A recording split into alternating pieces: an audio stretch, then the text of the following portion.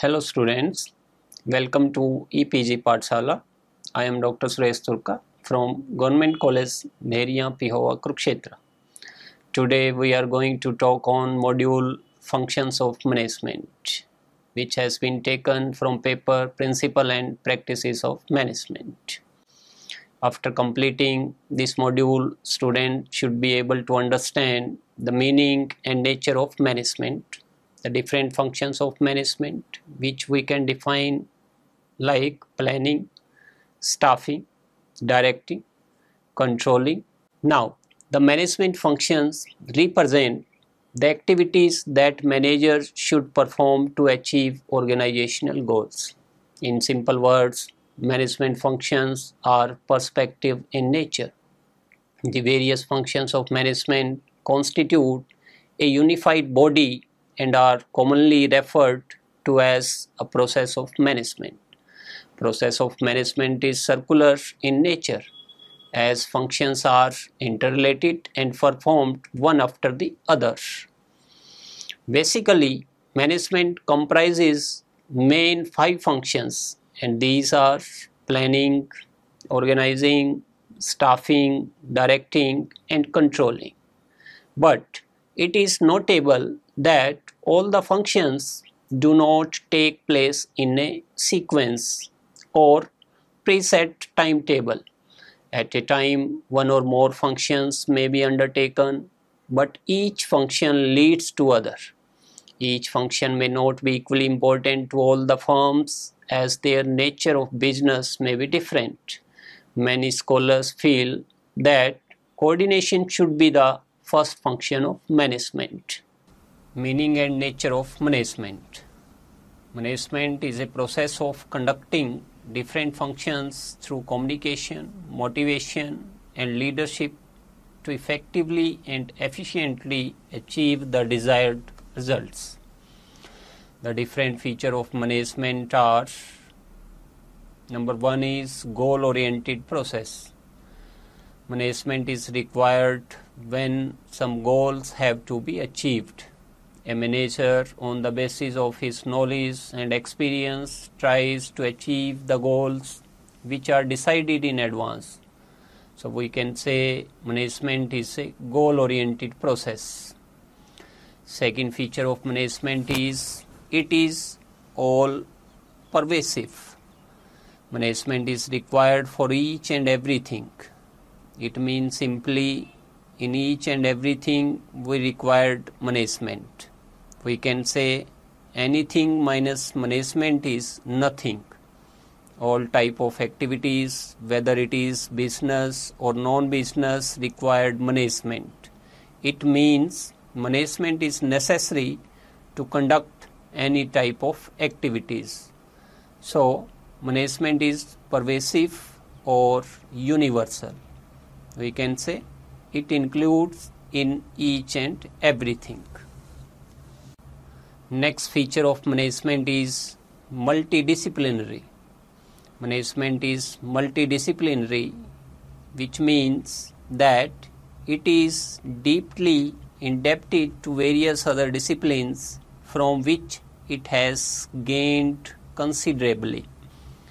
Management came to develop its own thoughts and principles to fulfill the needs of the management of different organizations.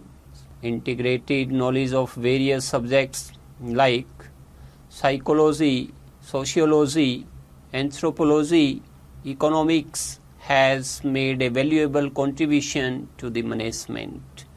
So we can say management is multidisciplinary. Next feature of management is continuous process. The various managerial activities cannot be performed once for all, but it is a continuous process. A manager is busy sometimes in doing one managerial activity and at other times some other activity. So, it is very simple to say that management is a continuous process. It is going on and on. Next feature of management is group activity. It means simply that Management is not a single person who manages all the activities of an organization, but it is always a group of persons. Management is a group effort. Mostly in big organizations, management is defined as a group activity because many persons are associated in different activities. Dynamic function. Management is a dynamic activity as it has to adjust itself to the regularly changing environment. In this context, it can be rightly said that nothing is everlasting in management. If we make a plan today, it is not necessary that it will be useful for a long period of time. As the management is dynamic in nature, so we have to revise our plans, decision making and strategies from time to time. In this, we are going to discuss the different functions of management. The different functions of management include, number one is planning. Planning is a basic requirement and important function of management process. Planning is the determination of a future course of action to achieve a desired result. Under planning, it is decided that what should be done, how it should be done, and who should do it.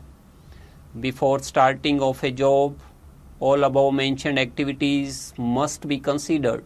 Otherwise, the objective of a business cannot be achieved. So, planning is the primary and foremost important function of management. Now we are going to discuss the process of planning. It includes, number one step is there, that is the setting objectives. This is the first step in planning process. In this, objectives are laid down after identifying the opportunities available to a business organization. Objectives are the key point of the process of planning, and the objectives should be clear, definite and simple. Process of planning. Dear student, as we already discussed the first step of process of planning, and that is the setting objectives. Then the second part of the process of planning is developing premises. In this, various factors which affect the activities of an organization are determined. These are the external and internal factors. External factors have no control and may be the policy of the government, competition, change in customer habit, change in market situation, etc. On the other hand, internal factors include capital, labor, machine, raw material, etc. Planning premises point out the business environment in which the plants will operate. Then there is the third step in the process of planning. Under this, we are identifying the alternative course of action. So the name of this step is to identify the alternative course of action.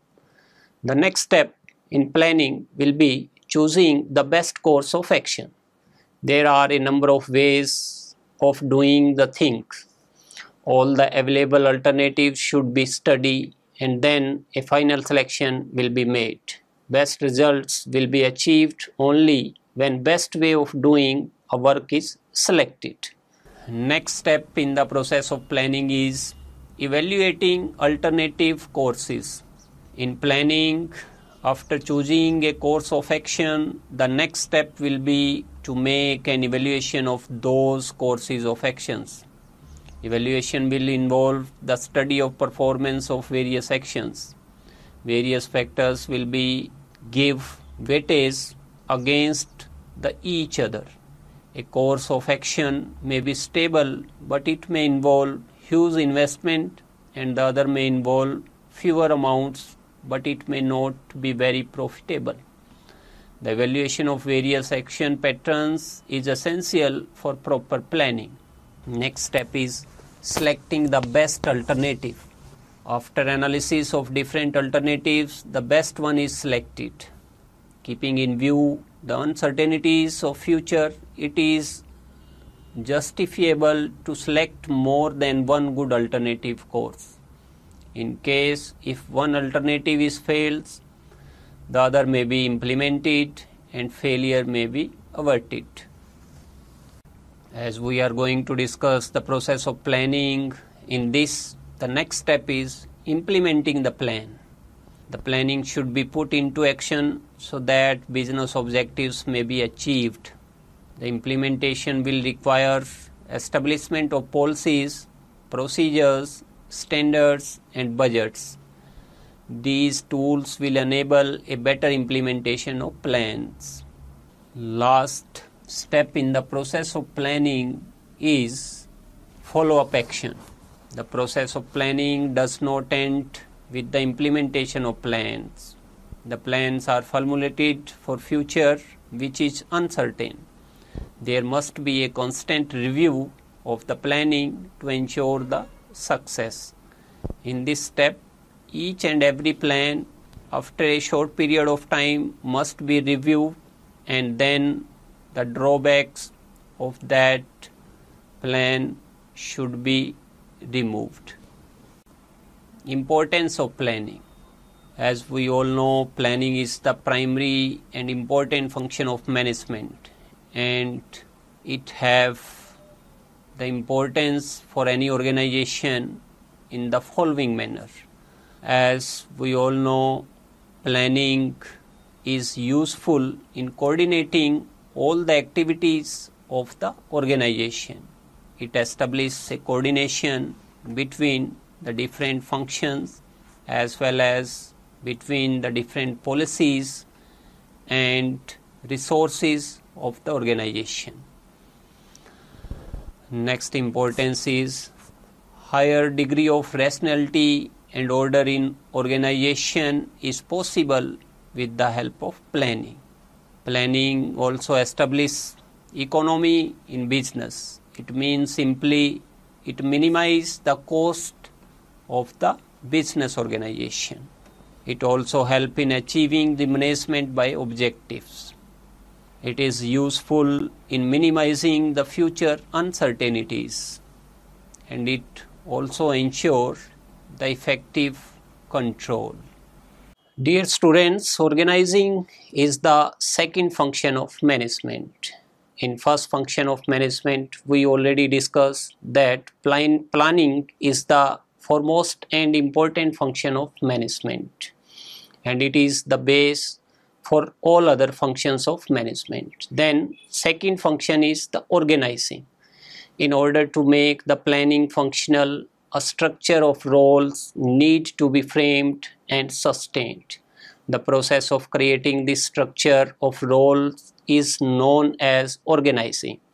Planning is just to put some idea in writing, but to convert that idea into reality, a group of people is needed. Further, to streamline the activities of this group of people, organized is required. Under organizing, we are going to establish the authority and responsibility relationship, and the authorities and responsibilities assigned and fixed in case of each and every individual. Under this, the whole project is divided into various small jobs. To assign these jobs to designate it, to unite various jobs into one department, to clarify the rights and duties of employees to be appointed at various posts, and to define relationship among the various posts. Under the process of organizing, the following steps are taken to complete this function of management. Organizing process. In organizing process, there are the different steps, and the first step is identification and division of work. This is the first and foremost step in the process of organization, and it includes the identification and division of work. At this step, the total work is divided into various activities like purchase of raw material, production, marketing, financing, research, sale, etc. Second step in the process of organizing is departmentalization. The departmentalization of the activities start once the various activities have been designed to achieve the objectives of the company.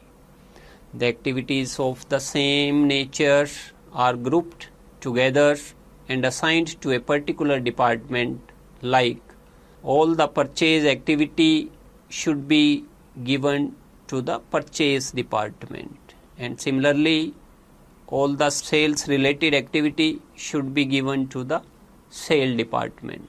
So this step is known as departmentalization. In organization process, third step is assignment of duties. At this stage, the responsibility of each individual or post is decided. For example, the purchase manager will be given the task of purchasing goods, the sale manager will be given the work of sale of goods, the advertising manager will be given the work of advertisement, and in the same way, the finance manager will be given the responsibility of making financial arrangements. Fourth step, and this is the last step in the organizing process, it is establishing reporting relations. As we know, in organizing there are the number of people, and when two or more than two persons work together for achieving the common goals, their relationship must be defined. And in organizing process, the relationship between the individuals are also defined. Every individual should know who is his superior is, and superior must know who his subordinates are. For example, the purchase manager will be the superior for all the employees of the purchase department, and they will receive orders from him and will also be responsible to him. There are some basic requirements in organizational structure, and these requirements are: the objectives of the organization must be decided, the employees should be motivated and communicate. To analyze, appraise and measure performance, the duties of the employees should be decided. Organization is also required to develop human resources and to develop them according to the requirement of the organization. The third function of management is staffing. It refers to knowing about the manpower requirements in the organization and fill the various posts with stable employees.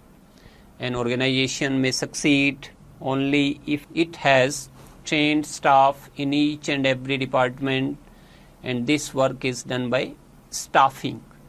In the process of staffing, there are different steps.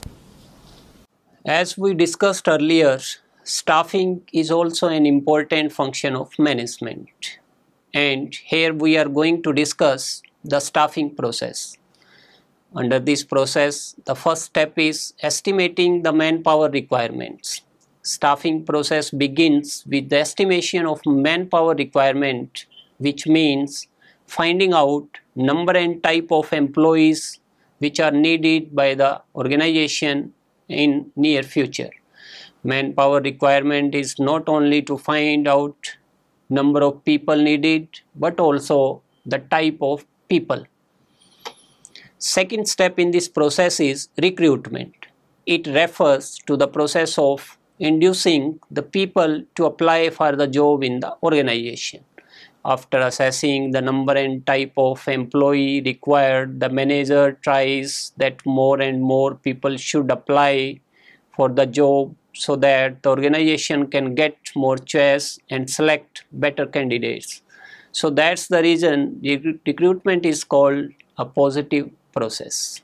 Staffing process. As we already discussed the two steps in the process of staffing, then the third step is selection.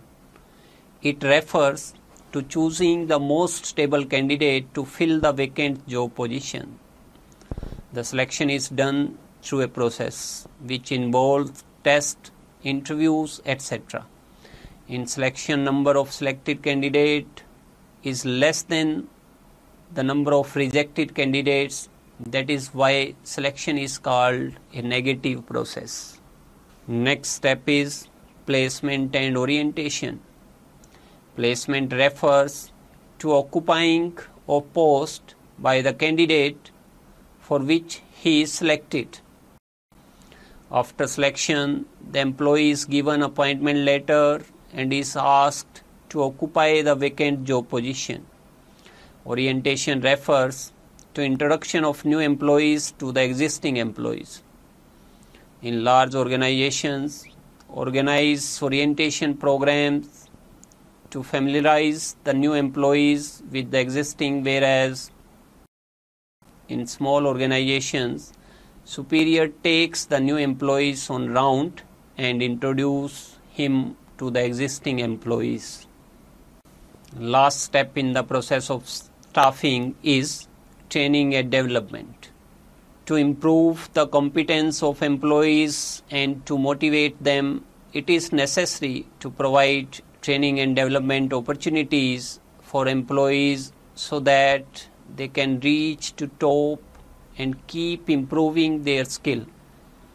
Organization may have in-house training centers or arrange with some institutions to provide training for their employees.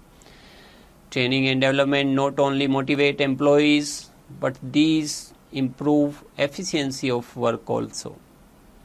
So this was the process of staffing. Now, importance of staffing. In any organization, staffing is required to fill up the gap between organizational design and the human power.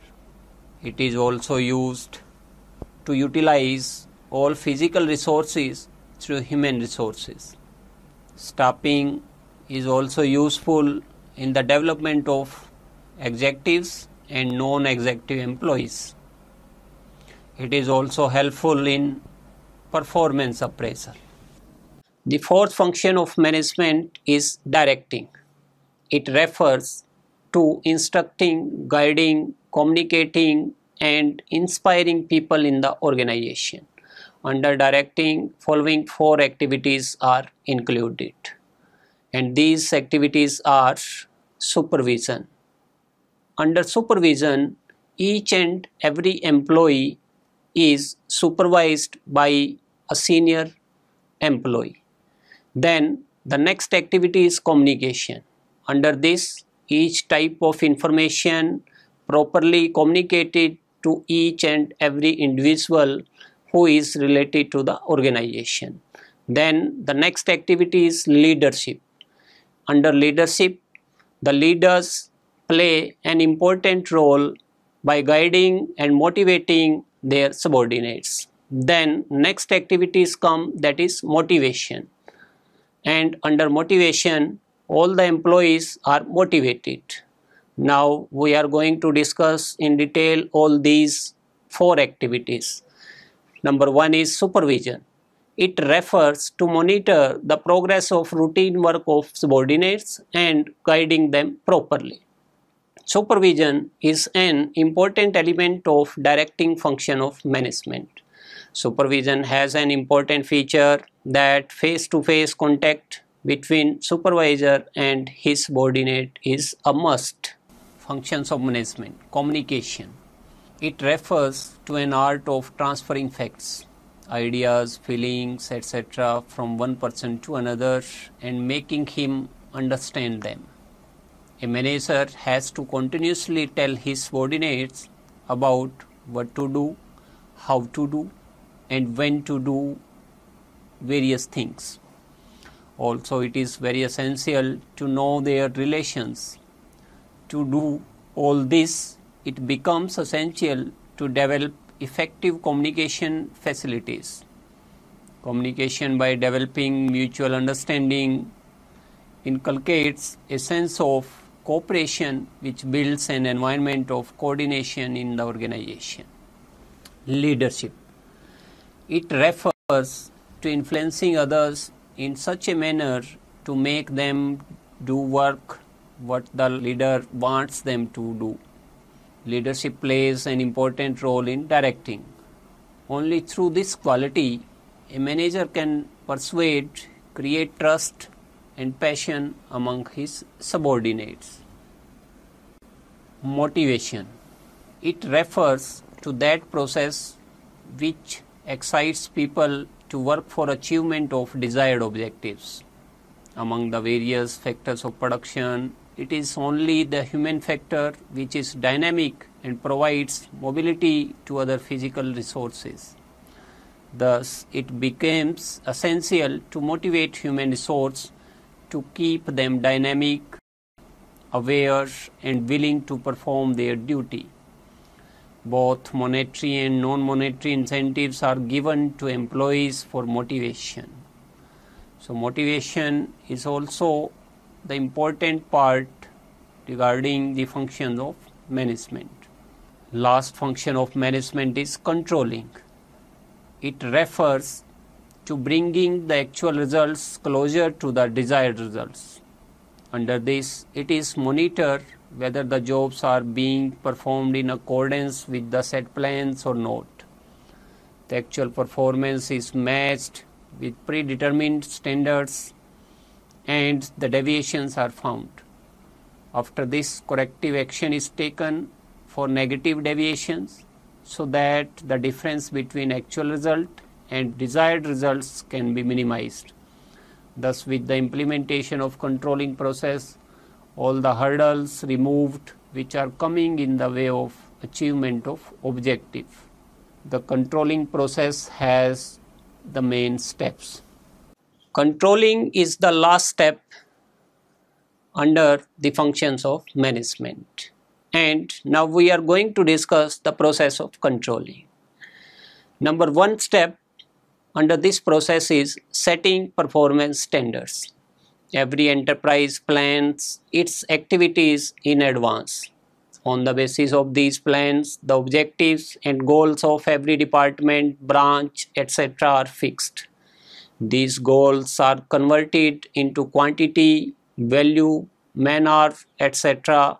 These are to be achieved in near future. There may be qualitative goals.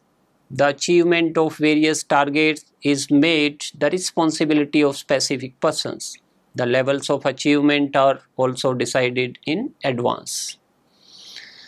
Then the second step is there to measure the actual performance. In controlling process, second step is the measurement of the actual performance of different employees and their works. The actual performance is measured against the standards which has already been set under first step.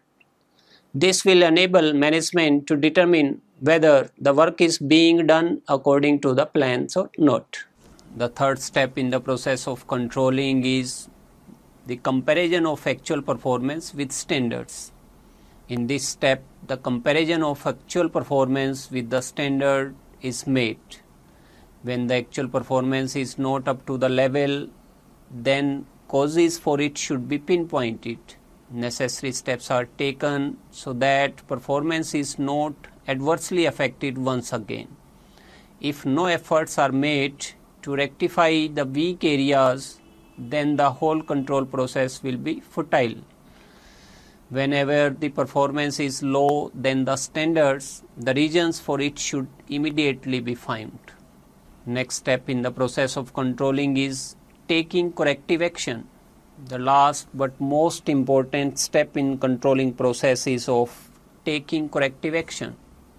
Whenever the performance is less than the standard, efforts should be made to rectify it. Whatever the reasons for low performance, efforts are made to achieve organizational goals. No control process can automatically rectify the mistakes in a system. It is the action which is required to set the things right. Importance of control. The importance of control may be discussed in the manner as it is the basis of planning. There is no importance of control without planning, and there is no meaning of planning without control. Control is also provide the basis for appraisal. Control ensures the performance according to predetermined standards. Control is also useful in making the coordination between different departments and between the different jobs. Control is also useful in decentralization. Effective control leads to greater organizational effectiveness. So this is the importance of control. So students, let's now summarize what we have learned in this module. The various functions of management constitute a unified body and are commonly referred to as a process of management. Process of management is circular in nature as functions are interrelated and performed one after the other. Each function leads to other. Each function may not be equally important to all the firms as their nature of business may be different. So it depends upon the nature of the firm, their size and many other factors according which we are going to decide that which type of function is important for a particular firm. Thank you.